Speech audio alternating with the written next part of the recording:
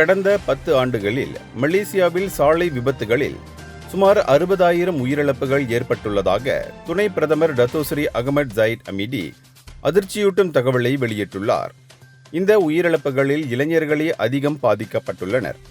மாநில அளவில் நடைபெற்ற மைலேசின் B2 திட்டம் நிகழ்வில் பேசிய ஜாஹித், இந்த மரணங்களில் 82% பேர் மோட்டார் சைக்கிள் ஓட்டுநர்கள், பின்னால் அமர்ந்து பயணிப்பவர்கள் என்றும், ஆண்டுதோறும் ஏற்படும் சாலை மரணங்களில் 90% பேர் 30 வயதுக்குட்பட்டவர்கள் என்றும் சுட்டிக்காட்டினார்.